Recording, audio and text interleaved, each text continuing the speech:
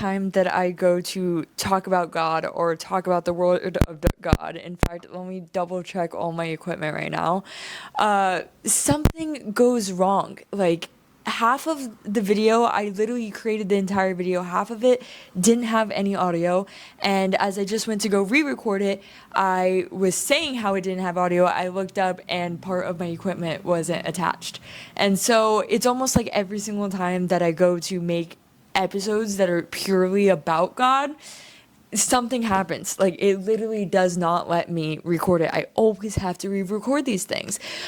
So yeah, what I was saying was, us as humans really crave certainty and stability, and it is through the lack of certainty and through the lack of stability that we grow, that we have, like, our faith in God tested, and where we gain our strength. In the good times, we really don't learn much, and I say that all the time. So right now I'm in a period where I was driving home and I was like, what is this doing for me? What is this teaching me? Because as I like to really emphasize on these episodes, is that every hardship that we go through in life and every bad phase that we have is teaching us a lesson, so that our higher version of ourselves can carry in humility and in the same kind of grace that we learn through our hard seasons. For example, if you were never bullied, or if nobody was ever mean to you, you wouldn't know the effects that being mean to somebody has on somebody else. But because it has happened to you, because that bad thing has happened to you, you know that you want to carry yourself in a better light, as a better human being than what has happened to you. So through going through hardships, through going through phases of struggle, through going through periods that test our faith, we are actually learning the lessons that we are then able to carry into our higher vibrations and our higher versions of ourselves, and be that, ideal version of ourselves with the same humility and grace that was taught to us through being at our worst versions of ourselves. So without the bad, you cannot experience the good to its fullest and highest extent. And so here at RD2H, we're not just learning about how to build our dream realities or get to the paycheck or get to, our dream life as far as an Instagram reel and flexing for other people, but we're doing it internally. We're doing it for ourselves. We're doing it to gain fulfillment and abundance in addition to success and achievement. I think you can have both. I think through doing it the right way and maybe taking the path less followed and taking the harder version, where maybe not everything is handed to you and not everything comes in your timeline and not everything gets to be posted on Instagram and looks so cool, but actually sitting in the struggle and sitting in the nights of doubt and growing from that and learning the lessons, we're able to accomplish, like I said, not just our dream realities, but actual fulfillment and internal abundance while we do so. So that's like the whole journey here at RD2H. And so I like to sit back and think, why do I feel doubt? Why is God putting me through this? Why is this happening to me right now? Why am I being tested all the way up until the last second to have that sense of financial security or internal stability, that sense that tomorrow is going to be okay? Why do I feel this doubt? And so when I look at life like that, when I look at it like, what is the lesson teaching me right now? And why does my highest version of myself need to go through this experience to get there? Like, what is the journey taking me, not just the destination? Because when you're focused on the destination, you can't really take in the struggle. And I like to say it too, there is a beauty in the struggle. There's a beauty in having nothing. There's a beauty in being scared and doing it anyway. And if there wasn't these external circumstances around us, if there wasn't this hardship, if there wasn't this fear, then there would be no need for courage. There would be no need to be brave. There would be no need to step outside your comfort zone. There would be no need to grow if you didn't have the external circumstances pushing you into a place you're uncomfortable being in. And so when I shift my reality to think like that, instead of thinking, oh, the next deal's not going to come, oh, the money's not going to come, oh, the rent isn't going to come, how am I going to pay my rent? When I think about that and I think about the negatives and what could happen at its worst extent, I forget the lessons that my circumstances are currently teaching me, and the fact that I wouldn't be able to grow or become the person that's capable of setting an example and capable of holding my truest potential and my wildest dreams had I not sat in the moment I'm in right now, where I'm driving home from work kind of scared that things aren't going to work out, but holding on to my faith, knowing that everything that God has done for me now, He's not going to abandon me because of a humanistic timeline that doesn't exist in His reality. So the bad times are actually teaching us something. And if we're willing to, like I always say, and like everybody in my kind of field says, embrace the suck and find the beauty in the suck, then our faith carries us through the darkness. And so that's what I needed to hear today, and maybe that's what you needed to hear today. But I truly, from the bottom of my heart, think that if everything was handed to you, on the outside, you would have the perfect life, and you would have the Instagram reels, and you would be able to do all of the things that you want to do in this life. And then after you did them, you would feel empty, and you would feel like, why isn't it enough? Why do I have everything that everybody else wants? And it's still not enough. And you see that with a lot of wealthy people. You see that with a lot of successful people. They get to what us as humans in this earthly realm consider to be top tier, to consider to be the goal, consider to be the highest level, and they're still unhappy and not fulfilled. And throughout my journey, I'm finding that the perseverance and the sacrifice and the faith and the walk with God and the trust that I put in Him, not just to provide for today, but to provide for tomorrow, even if I can't see tomorrow, even if I don't know how and I don't know when and I don't know why, that faith on my journey to becoming the, career woman I want to be, to becoming the person that I want to be, to sending the message that I want to send, has been more rewarding than the idea of actually having it. Like the journey of having it. And I know for a fact one day I will be everything that I want to be and more. And when that day comes, I'm going to not look at the things around me and the status I have and the materialistic whatever that is in my reality, but I'm going to look at these sacrifices and the nights like right now and the times where I didn't think it was going to work out, and I'm going to look back at the journey and how far God has taken me and how far I have proven myself to be able to accomplish things. And that journey is going to mean so much more than whatever numbers in my bank account or whatever place that I travel next or whatever thing that I buy. It's going to be not the actual results that bring me the fulfillment, not the money, not the body, not the status, not the views or the clients or whatever is in my future. None of that is going to matter. It's just going to be kind of a symbol or a prize or like a trophy. When you get a trophy, a first place trophy, yeah, your whole goal was getting the first place trophy. You really, really wanted it. You sacrificed for it. You worked for it. You did late nights for it. Or when you get a degree, the whole goal is the degree. All you think about is the day that I get that degree, the day that I walk that stage, the day that I finally accomplish what I've set out to do.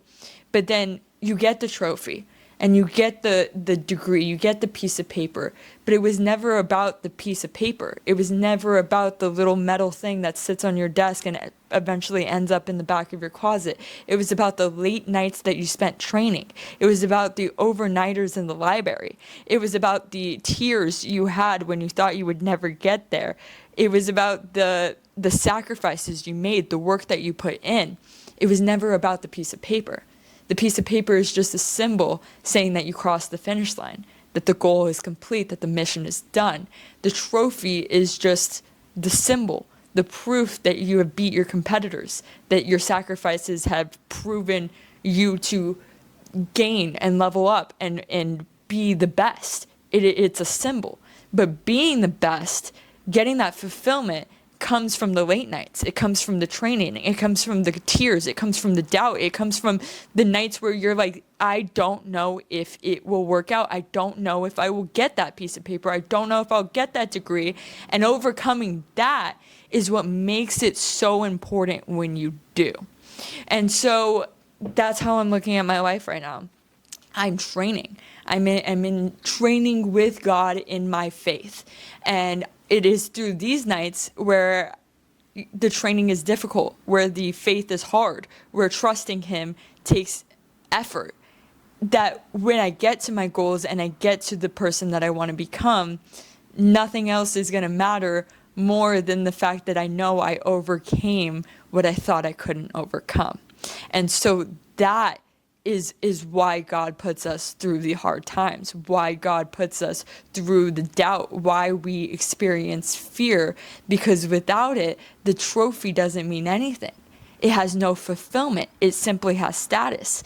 I could give you a first place trophy and you could go around telling everybody you're the best and you're first place, but if you don't feel like you earned it, then it means nothing and you still will be unhappy and fulfilled. And that's exactly how we should be looking at money and status and career symbols and whatever dream life you want.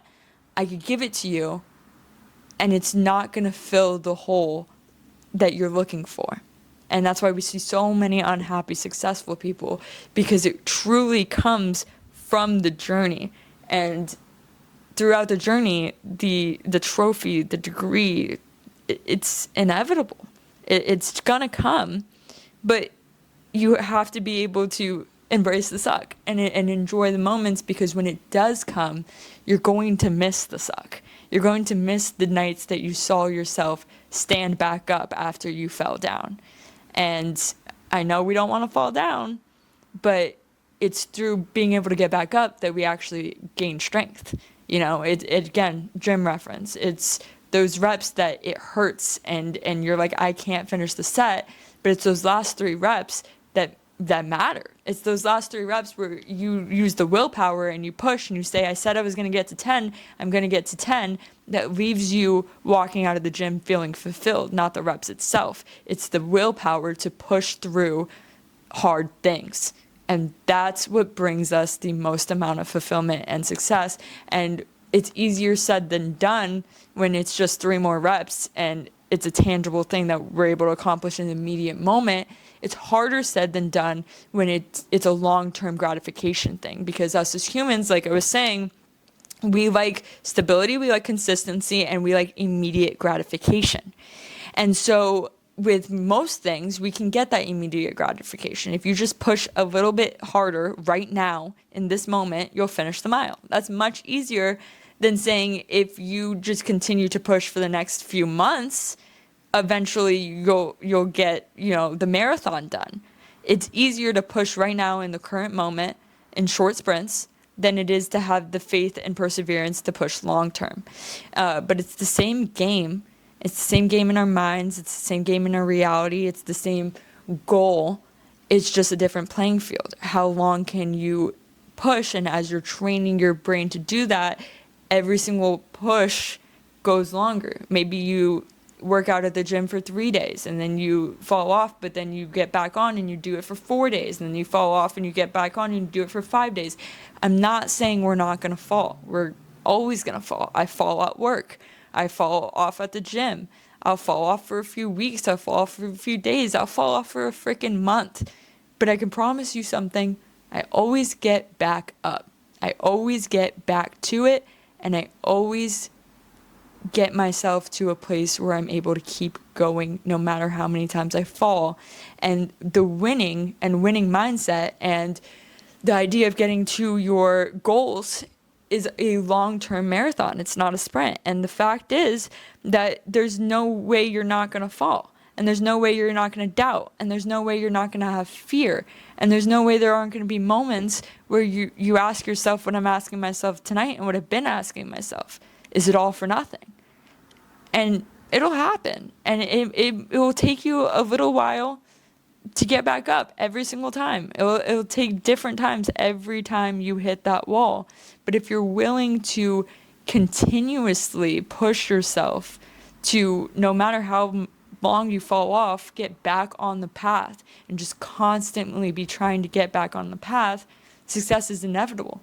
And that takes faith. It takes a lot of freaking faith to do that long term. But it's all about getting back up when you fall. I could sit here and be like, I'm working 12-hour days and all my friends are traveling the world and they're partying and I don't even know I'm going to pay rent and I'm working harder and I'm doing more and I'm a victim and nobody understands my circumstances and et cetera, et cetera, et cetera. Or I could sit here and realize that everybody has their own shit that they're going through and my shit's not fucking special and everybody has things that they're working through and problems that they're trying to solve and that's life. And sit here and be blessed that my circumstances allow me to grow as a person and to come to realizations that are going to carry me into my next chapter and be grateful that things suck. Because if things didn't suck, there would be a bigger issue. Life would be too easy. You don't want life on easy mode because how does that grow us spiritually? How does that grow us as a person? And how does that leave the world a better place? How are you leaving the world a better place if you're not doing anything to set an example or to change the way others are thinking? If you have the unique ability to go out there and do something that others aren't willing to do and persevere through that struggle, then you have the unique ability to make a difference in this world. And so instead of sitting there as the victim and sitting there as I have so many things I have to overcome, be so thankful that you have so many things that you have to overcome. But not only that you have so many things that you have to overcome, that you have so many things that you can overcome. Because God wouldn't put it in your path if you weren't capable of overcoming it.